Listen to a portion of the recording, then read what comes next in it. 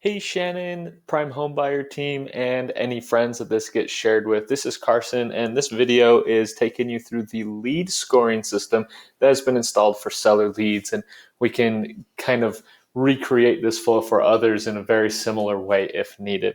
So I'm going to walk you through what it looks like and give you an idea really of how to use it. So first off, just to show you, this is the sheet that was shared a while back saying we would love if we could take rules like these. So if the occupancy is set to vacant, and score a lead in Podio with 10 points. If free and clear is yes, add 10 points. Continued rules like this are on here, and you need to check out what all of the point system looks like. But this is the lead scoring rules that were followed for this flow. Now, to do this, there are certain fields that are used, and I've created a test lead here in the system. So I'm just going to pull it up real quick, CY tester within Prime Home Buyers. And here's my lead, and you see right here at the top, I have a score of 55. So that's a pretty good score. You're going to have to create a baseline of what score is one that consistently works for you as, hey, we need to make a quick offer. This is a great deal. I don't have that recommendation for you, but as you work with them and as you figure out how this scoring really comes into play, you can decide, maybe anything above a 30 is hot, let's act on it, or anything above a 40, or maybe you have an opposite rule, anything below 10 points is stay away, this is not worth our time. You can figure out what your rules are there. The score is just to help you kind of dial that in, okay? And with the score, I've added this field right here at the top. You can hide this later on if you decide you don't need it, but especially as we get started with scoring, it's important that we have some references to understand what's actually going on here. So it's just a quick note, the score is helpful, somewhat complicated. Higher scores are more valuable. Here's the rule sheet and the videos containing the scoring rules. And so I recommend that you get familiar with this. I'm going to open it up to show you here. The videos that I'm going through right now are linked here at the top. The points for the rules, if you click the rule sheet, it just takes us to what we looked at a minute ago, explaining, okay, if we see the word eviction, that's going to make our reason for selling field worth 10 points, or moving is 10 points, or things like that, okay?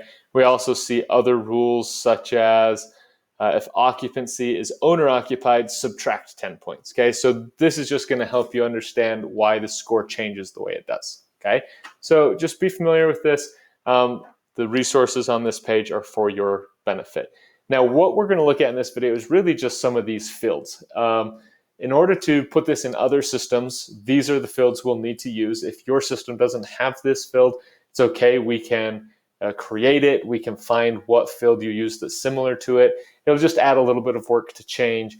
Like let's say you have a field that is a text field instead of category field. We just have to evaluate that differently. But just so that you know where the starting point is, this is what we utilize. So on our test lead that I have pulled up over here, we're going to play around with a couple of these fields and show you the differences of what happens if that field input changes, okay? And so occupancy is the first one we're going to look at. If we scroll down on my CY tester lead here, I've only filled out the ones that we're scoring. And just to help you realize that the other fields, it doesn't matter if there's anything in them. They're not evaluated. They're not part of the score. Only the fields that are really related to any of these point systems play into this, okay? So occupancy, the rule sheet, as we looked at a moment ago, tells us that if occupancy is vacant, we're going to add 10 points. That's good. It's sitting empty. We want to help someone get out of this house. So right now it's been selected as vacant, and our score, to remind you, is 55. And we can watch scores change over here on the right-hand side. So just be aware of that. But I'm going to unselect vacant. Let's say you're on the phone, you find out it's different than that. Well, by changing that field, our score now needs to be recalculated. So it runs off and it triggers what has to happen in the back end of GlobyFlow. And if you look right here, you'll actually see the score a few seconds ago updated from 55 now down to 45. And now I selected vacant again. So it's going to trigger again to go to 55. So here we are, scores back at 55, okay? Now, one thing that tricks a lot of people with this is if we make big changes, they think the score is scoring wrong because it may have a big swing across the continuum of points. Let me explain what I mean by that. So right now it's at vacant. We added 10, made it 55 points, okay? Based on our rules, let's find the occupancy. Okay, occupancy is tenant occupied. Subtract 5 points. Oh, sorry, I jumped to the bottom there. Where'd it go? Okay, right here. Occupancy is tenant occupied. Subtract 5 points. So if I go straight from vacant to tenant occupied, we're currently at the score, remember, 55. And if I make that change directly, that score is actually going to swing bigger. In your mind, you're going to look at our rules and you're going to say, okay, we should subtract 5 points. But in reality, that's not what's going to happen. We can look here. We just dropped from 55 to 40 points. That was a 15-point swing.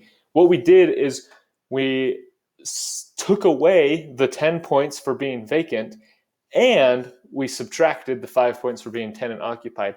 That's how a scoring system like this works. If you've realized this and understand how it goes together, then it's not a problem at all. But a lot of people who don't take the time to realize this, they jump in and they say, hey, you know, my score was 55. I hit tenant occupied. It should have gone to 50 and it went to 40. Something's wrong.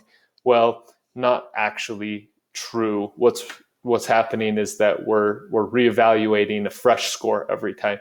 So that's the same with many of these fields.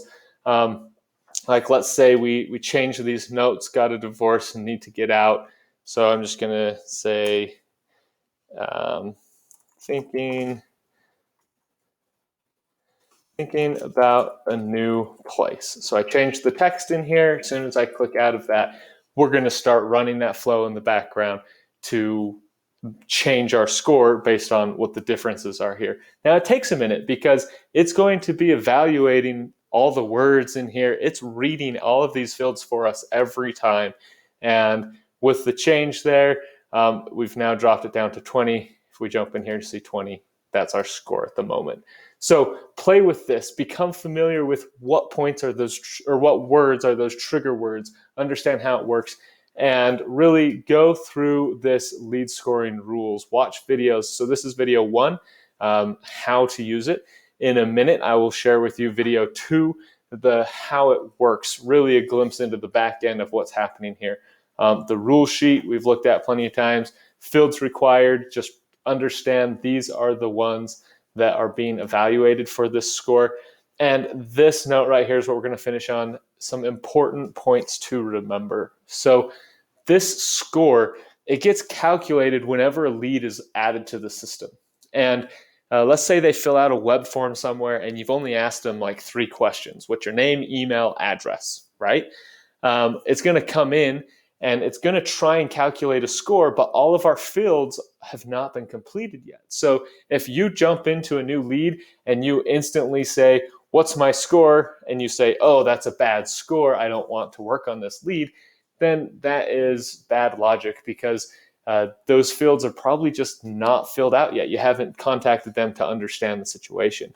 As you gain more information from them, that score is going to change, okay? So remember that it's calculated when it's first created, but then it's recalculated every time one of the related fields, one of our fields that's up here in yellow, if the input in that field changes, it's going to recalculate and try and find what the score should be, okay?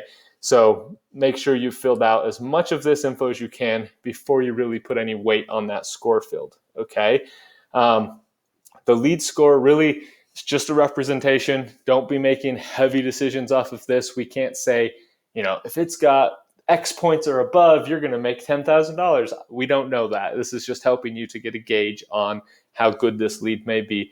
Lastly, these lead change or score changes, they're all tied to GlobiFlow, Podio updates, and other things. And if you've been using Podio for a while, you should understand that sometimes those calculations have a little bit of a delay. They're not always instantaneous. And that doesn't mean that the lead scoring is broken in your system. It just means we're waiting a little bit. So you have a link right here to go to the Podio status page. And I'm going to show you what you care about in that page. So we're going to come to Podio status page. Good, all systems are operational. That's great. But let's look down into some of the metrics for a little more detail. We come down here. Right here, we have our calculations. Even right now as I record, could take up to 5 seconds for some calculations to change. So don't think that as soon as you change from vacant to owner occupied, it's instantly going to change that score. It might take just a few seconds. Nothing we can do about that. That's a Podio systems. Alternatively, we can look at these GlobyFlow webhooks. Every time we change a field, it tells GlobyFlow via this hook, hey, go ahead and recalculate. And if that sees a spike in time, then it means there's a big line of people waiting for GlobyFlows to calculate, and it may take a minute before yours goes. So don't freak out if it's not instantaneous. You do need to have a little bit of patience to use a scoring like this. And remember, just because there is a score doesn't mean that's the end-all answer. Check that the important fields have been completed or filled out to the best of your knowledge, and then that score is there for your reference. That's it. Hope that you like it. Hope that you are excited about working on this, and we're going to share this with you, and you can pass it along to anyone that you'd like.